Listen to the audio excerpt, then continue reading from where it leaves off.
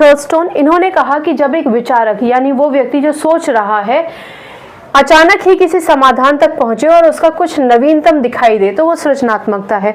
अब इसको एक एग्जाम्पल के तौर पे समझिए।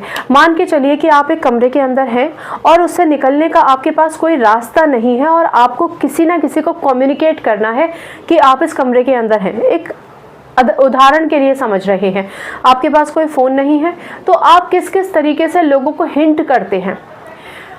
इस डेफिनेशन के मध्य ये एग्जाम्पल है ऐसा नहीं है, एक सिंपल सा साधारण सा उदाहरण है कि यदि आप एक इनक्लोज क्षेत्र में हैं और आपने किसी को ये इन्फॉर्मेशन भेजनी है बिना मोबाइल के कि आप यहाँ पर हैं और यहाँ से आपको निकलना है, तो आप अलग अलग तरीके अपनाएंगे। हो सकता है कि आप शुरुआत चीखने चिल्लाने से करें, आवाज़ देने से, मदद मांगने से करें। कोई ना सुने तो हो सकता है आप कमरे के अंदर का कोई सामान बाहर फेंकने की कोशिश करें या इंतज़ार करें कि रात हो जाए तो आप लाइट जलाएं और बंद करें। तो ये जितने भी आपके सोच विचार है एक पर्टिकुलर स्थिति या परिस्थिति से निकलने के लिए भी, ये सब क्या है, ये भी आपकी एक सोच है। एक निर्धारित करता है कि आपकी एक पास समस्या है और उसके समाधान तक आप पहुंचने के लिए जो जो पैतरे अपनाते हैं वो भी आपके एफर्ट्स भी है, क्रिएटिविटी भी है, इंटेलिजेंस भी है। आज हम पर्टिकुलरली क्रिएटिविटी की बात कर रहे हैं।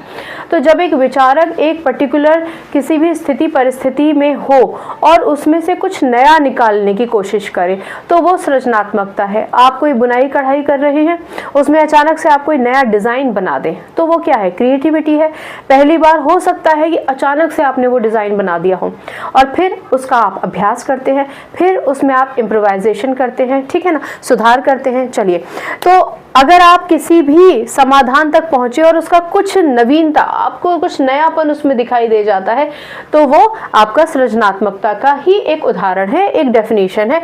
याद रखिएगा, अगर एग्जामिनेशन में आएगा तो आपको डेफिनेशन कोट करनी ही चाहिए और कोट करेंगे भी आप, ठीक है।